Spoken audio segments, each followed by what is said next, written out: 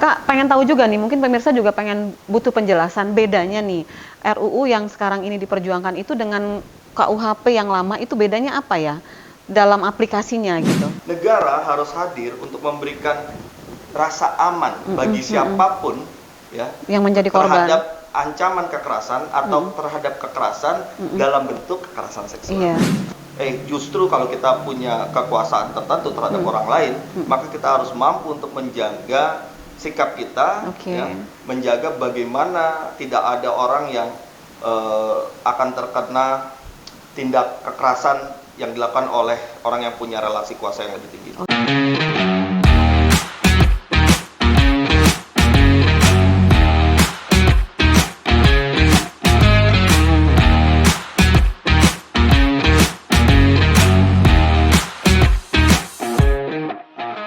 Assalamualaikum warahmatullahi wabarakatuh. Tapi pun pemirsa, kita berjumpa dalam Rilis Corner untuk episode kali ini. Bersama saya sudah hadir Kakak Taufik Basari atau kita biasa panggil Kak Tobas. Halo Kakak Tobas. Halo Novi. Sehat ya Kak? Alhamdulillah. Sekarang pertanyaan sehat itu bukan basa-basi lagi. Bukan lagi, beneran ini serius. Iya, kita kontrol juga sehat apa enggak. Iya betul, untuk memastikan ya. Pemirsa, Kakak Tobas ini adalah Ketua Fraksi Partai Nasdem di DPR RI dan beliau di MPR RI. Oke, dan beliau adalah anggota Komisi 3. Ya. Komisi 3. Iya. Kita mau bincang tentang apa nih pemirsa? Banyak sebenarnya angle untuk ngobrol, tapi yang lagi hangat dan sangat menarik itu adalah bagaimana perjuangan dari seorang Kakak Tobas ini untuk memperjuangkan rancangan undang-undang tindak pidana kekerasan seksual. Itu bisa diceritain nggak Kak, kronologis perjalanannya sampai di mana sampai saat ini? Jadi memang RUU ini sejak lama pernah dibahas di periode yang lalu. Oke. Dan kemudian dahulu tidak selesai dan akhirnya dibawa lagi di periode yang sekarang. Nah, dahulu tidak selesai karena ketika pembahasan menjadi komoditas politik, ya. Sudah di ujung-ujung masa periode DPR, okay. kemudian pembahasannya malah melenceng ke bukan substansi, okay. Ya, dan akhirnya tidak berhasil diselesaikan. Nah, di periode yang sekarang, ketika saya waktu itu terpilih menjadi kepala DPR, saya langsung berkomitmen ingin membawa lagi RUU, waktu itu masih RUU penghapusan kekerasan seksual, untuk masuk ke dalam prolegnas. Sampai di situ dulu Kakak, apa yang membuat Kakak Tobas ingin sekali membawa rancangan undang-undang ini supaya bisa dibawa lagi dibahas sampai saat ini? Ya, ini karena saya punya pengalaman advokasi untuk kekerasan seksual. Jadi saya kan dulu latar belakangnya itu di LBH. Ya, YLBHI. Jadi dulu ini sekedar cerita. Ketika saya baru lulus, saya bergabung di LBH, masih awal-awal nih. Kemudian saya sudah langsung diajak untuk menangani kasus perkosaan. Waktu itu sedang ramai ada perkosaan di dalam taksi. Nah, ketika saya turut mendampingi kasus tersebut, saya melihat loh, kok proses hukumnya tidak seperti yang saya belajar di bangku kuliah. Tidak seideal itu. Ternyata korban ketika harus menghadapi penanganan hukum, harus menghadapi pertanyaan-pertanyaan yang tidak sensitif, yang menimbulkan trauma kepada korban. Ya. Baik itu perspektif aparat penegak hukumnya maupun juga kondisi hukum acaranya pun tidak berpihak pada korban. Malah membuat korban jadi makin tertekan gitu. Betul. Ya. Nah, kemudian saya berpikir memang khusus untuk kasus kekerasan seksual ini harus ada penanganan khusus karena dia memiliki karakteristik khusus. Nah, oleh karena itulah maka ketika kemudian sudah muncul ide tentang RUU penghapusan kekerasan seksual, saya pikir ini saatnya ya saya melanjutkan apa yang selama ini saya perjuangkan ya melalui pengusulan di RUU ini. Awalnya apakah butuh perjuangan yang cukup luar biasa nggak untuk mendapat dukungan? Ya, dari awal memang agak berat. Penolakan terhadap RUU ini cukup kencang ya. Di dalam DPR sendiri. DPR kan tidak bisa kita katakan satu saja, ada 9 fraksi, masing-masing punya posisinya sendiri. Kita harus berjuang memang, kita fight betul tuh untuk pertama untuk masuk prolegnas, ya. Kemudian untuk masuk prolegnas prioritas lagi, dan akhirnya masuk ke dalam pembahasan di balik itu butuh perjuangan lagi. Belum ketika kita membahas draft RUU-nya, diskusinya juga cukup mendalam ya, tarik menarik kepentingan juga keras. Dan alhamdulillah saat ini balik telah menyelesaikan draft RUU yang sekarang namanya menjadi RUU Tindak Pidana Kekerasan Seksual atau RUU TPKS. TPKS, Nah, oke. tinggal kita sekarang menunggu pimpinan DPR untuk membawa draft RUU tersebut ke rapat paripurna untuk disetujui menjadi draft RUU usulan DPR. Oke, Kak, pengen tahu juga nih, mungkin pemirsa juga pengen butuh penjelasan bedanya nih RUU yang sekarang ini diperjuangkan itu dengan KUHP yang lama, itu bedanya apa ya dalam aplikasinya gitu? Jadi begini, kenapa RUU ini menjadi penting? Karena RUU ini berangkat dari data, fakta, dan pengalaman. Oke. Ya. Data kekerasan seksual yang terjadi di Indonesia, fakta bahwa tadi yang sempat saya cerita, seringkali korban ini harus berhadapan dengan hukum, akhirnya harus mengalami trauma kedua kalinya, dan pengalaman ketika kita mengalami advokasi terhadap kasus kekerasan seksual, banyak hambatan-hambatan yang terjadi. Nah, berdasarkan data, fakta, dan pengalaman itulah maka kita susun substansi RUU Tindak Pidana Kekerasan Seksual ini untuk menjawab kekurangan-kekurangan hukum yang ada. Nah, menyempurnakan jadi ya. Ya. Kalau RUU Tindak Pidana Kekerasan Seksual ini secara lengkap dia mengatur berbagai hal, mulai dari pencegahan, kemudian bagaimana pemulihan terhadap korban. Jadi ada pendampingan gitu ya? Ada pendampingan, ya. Kemudian ada tanggung jawab negara untuk memastikan korban ini mendapatkan jaminan pemulihan, ya, diperbaiki lagi dan sebagainya.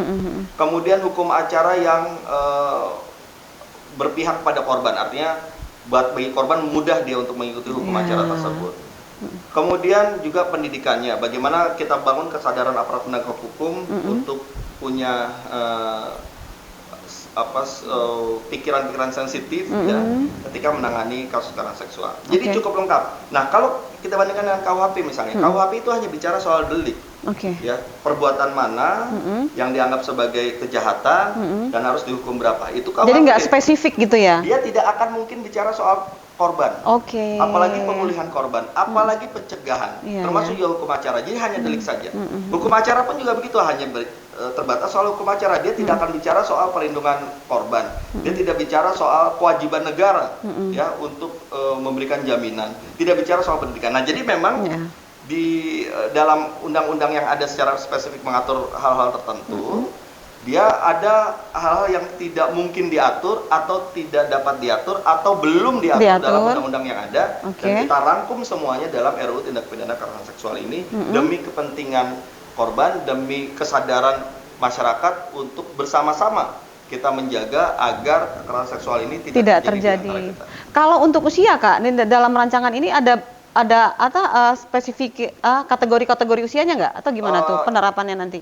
Karena kita bicara soal kekerasan seksual, berlaku untuk usia berapapun, ya, baik semua, anak, baik dewasa, lansia, untuk gender apapun, mau perempuan, mau laki-laki, itu diatur untuk hal yang sama. Karena berangkatnya dari soal bahwa negara harus hadir untuk memberikan rasa aman bagi siapapun, ya, yang menjadi korban terhadap ancaman kekerasan atau terhadap kekerasan dalam bentuk kekerasan seksual. Dan kenapa juga ya, Kak, ketika dari parlemen sana sedang memperjuangkan Kakak Tobas dan teman-teman di sana, akhir-akhir ini justru muncul makin banyak marak kasus seperti itu gitu ya. Jadi makin gemes gitu ya supaya RUU ini cepat-cepat buru-buru segera disahkan. Memang kalau kita merujuk pada data Komnas Perempuan, kasus kekerasan seksual ini semakin meningkat tiap tahunnya. Mengkhawatirkan. Tapi catatan utamanya adalah data yang berhasil dihimpun oleh Komnas Perempuan itu sebenarnya fenomena gunung es. Ya. Kenapa? Karena pada kenyataannya memang banyak korban-korban kasus kekerasan seksual ini yang tidak berani berbicara. Baik itu karena dianggap kasus kekerasan seksual ini masih oleh masyarakat dianggap sebagai aib, sehingga tidak mau bicara, atau juga dia takut ketika dia speak up, ketika dia berbicara, justru menjadi beban trauma lagi bagi yang bersangkutan. Nah, dengan upaya yang sedang kita dorong untuk memiliki RUU Tindak Pidana Kekerasan Seksual, maka muncul kesadaran. Muncul kesadaran korban, kayaknya ini saatnya saya berbicara. Atau orang-orang yang mengetahui adanya kasus kekerasan seksual mulai muncul, saya harus membantu para korban ini ketika mereka berbicara, ketika mereka melapor, saya harus siap mendampingi. Itu kan sekarang kesadaran itu muncul. Misalnya di kampus, teman-teman mahasiswa ini, mereka saya siap bantu backup korban ini. Masyarakat pun juga terbuka jalan gitu mereka untuk membantu ini ya. memang soal kesadaran. Problem utama yang menjadi penghalang terhadap upaya kita untuk menghapus kekerasan seksual ini adalah soal perspektif. Perspektif yang melihat bahwa ya kasus kekerasan seksual itu biasa, orang dilecehkan itu biasa, udahlah lupain aja atau maafkan saja dan sebagainya. Jadi perspektif itu kemudian merasa bahwa ya kita kan punya relasi kuasa, saya punya kuasa, ini karyawan saya atau saya dosen, ini mahasiswa saya, ya saya bisa aja melakukan apapun. Nah itu yang harus kita lawan. Jadi perspektif ini yang harus penting, dirubah, yang harus kita rubah. Kita bangun satu kesadaran bahwa justru kalau kita punya kekuasaan tertentu terhadap orang lain, maka kita harus mampu untuk menjaga sikap kita, ya, menjaga bagaimana tidak ada orang yang akan terkena tindak kekerasan yang dilakukan oleh orang yang punya relasi kuasa yang lebih tinggi. Kak, kira-kira gambarannya nih untuk tahun ini selesai lah itu ya? Harapannya begitu. Sebenarnya kita kemarin targetnya bulan Desember kemarin selesai. Harusnya kita ingin ya menjadikan ini sebagai kado bagi Hari Ibu. Tapi ternyata masih ada tarik menarik dan sebagainya. Apalagi itu kira-kira masalah di dalamnya, Kak? Ya masih masalah narasi yang dibangun itu yang menolak terutama itu keluar dari substansi. Ya. Padahal kalau kita bicara soal kekerasan seksual, bagaimana melindungi korban, mestinya kita bicara soal substansinya aja. Nah, tapi saya harus membangun rasa optimisme yang mudah-mudahan di Januari ini sesuai dengan janji dari pimpinan DPR, RUU Tindak Pidana Kekerasan Seksual ini akan segera dibawa ke paripurna dan ketika nanti disetujui sebagai draft RUU usulan DPR, maka akan segera ada pembahasan bersama-sama dengan pemerintah. Dengan adanya statement dari Bapak Presiden juga mungkin bisa menjadi salah satu alasan juga ya supaya ini bisa cepat selesai nih. Itu luar biasa, saya mengapresiasi statement dari Pak Presiden yang memberikan dukungan terhadap RUU Tindak Pidana Kekerasan Seksual ini. Mudah-mudahan dukungan dari pihak pemerintah melalui pernyataan Presiden ini mampu juga menggalang dukungan yang lebih luas lagi dari fraksi-fraksi di DPR untuk memuluskan jalan RUU Tindak Pidana Kekerasan Seksual ini. Jangan sampai ditunda-tunda, bahkan jangan sampai gagal. Kita doakan, Kak, semoga cepat berhasil. Terlepas dari itu, Kakak ini kan adalah ketua fraksi di partai di MPR ya. Terus kebetulan juga Kakak itu dapilnya kan di Lampung nih, jadi rasanya balik ke Lampung. Nah, secara keseluruhan Kak, bisa cerita nggak bagaimana apa yang sedang dipersiapkan untuk Partai Nasdem ini menuju 2024? Kan pemilu sebelumnya sudah berhasil, pastikan akan mempertahankan lebih sulit ya. Betul, itu gimana? Itu gimana Kak? Jadi strateginya? Kalau kita bandingkan dari 2014 ke 2019, ya Partai Nasdem mengalami peningkatan yang sangat signifikan. Ya. Kalau di DPR sendiri dari 36 kursi, kemudian kita meningkat menjadi 59 kursi. Itu adalah peningkatan yang paling tertinggi di antara partai-partai lain. Di Lampung pun juga begitu. Ya. Dari 1 kursi DPR menjadi 2, kemudian dari 8 kursi DPR provinsi menjadi 9. Dari sekitar 59 kalau tidak salah atau 60-an kursi di kabupaten kota sekarang menjadi 71. Jadi ada peningkatan di semua, tidak hanya di Lampung tapi hampir di seluruh merata provinsi di Indonesia, betul.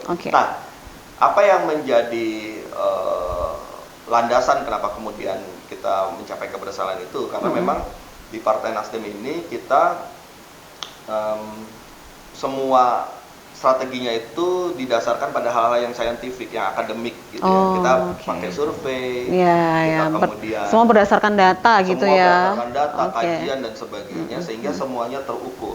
Nah, satu hal lagi juga kita kan menjalankan politik tama mahar, sehingga proses-proses kita mencari caleg, terus kemudian pilkada misalnya, kita tidak menggunakan politik transaksional dengan mahar dan sebagainya, dan ini ternyata mampu juga meningkatkan kepercayaan masyarakat dan meningkatkan dukungan kepada Partai Nasdem. Jadi cukup ampuh ini ya.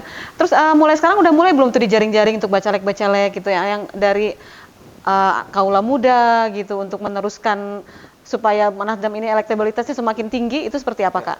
Sudah mulai, kita pertama sudah mulai melakukan pemetaan terhadap tokoh-tokoh yang bergabung di Nasdem, kemudian siap untuk membesarkan Nasdem, termasuk juga pemilih-pemilih potensial, Iya. di antaranya juga para pemilih pemula dan milenial, yang tentunya kita juga harus bisa menyesuaikan diri ya dengan perkembangan pemikiran yang dijalankan oleh para pemilih pemula dan milenial ini. Iya, maunya kayak mana? Ya, karena kadangkala politik di Indonesia itu kebanyakan dalam tanda kutip miliknya orang tua. Karena itu dia harus bisa menarik bagi anak-anak muda. Anak muda. Ya, karena justru anak muda inilah yang menjadi harapan kita, yang menjadi penggerak kemerdekaan kita ya anak-anak muda. Anak muda. Ya, karena itu anak muda harus melek politik. Oke, Kak, statement terakhir nih Kak, target dari Partai Nasdem sendiri untuk tahun 2024 itu seperti apa kira-kira gambarannya? Ya tentunya kalau secara umum harus saya katakan bahwa targetnya pasti harus lebih dari apa yang kita peroleh di 2019. 2019, oke. Tapi kita juga realistis, kita sudah hitung, tidak bisa saya sampaikan di dalam forum ini, tapi kita sudah hitung mana dapil yang bisa bertambah kursinya. Oke, ya. Mana dapil yang menurut perhitungan kita sudah kita kalkulasi sedemikian rupa, oke mungkin suaranya bertambah tapi kursinya tetap. Oh ya, oke. Dan mana yang mungkin ada dapil yang kosong itu akan terisi. Akan terisi. Jadi dari perhitungan-perhitungan semua itu ya tentu kalkulasi kita ya hampir di semua provinsi ya dengan dapilnya masing-masing itu kita akan mendapatkan beberapa tambahan kursi dan beberapa tetap tapi dengan suara yang pertama. Oke. Sukses selalu Kakak. Terima kasih. Terima kasih loh Kakak Toba sudah mampir di Rilis ID TV dalam program Rilis Corner hari ini. Karena besok udah balik lagi Jakarta, resesnya padat sekali Pak jadwalnya. Terima kasih, sukses selalu ya Kakak Sule. Sukses untuk Kakak Toba, sukses untuk Partai Nasdem. Amin. Pemirsa, kita akhiri obrolan kita dalam Rilis Corner untuk edisi kali ini bersama Kakak Taufik Basari. Saya Novi Balga mewakili kerabat kerja yang bertugas undur diri. Sampai jumpa dan wassalamualaikum warahmatullahi wabarakatuh.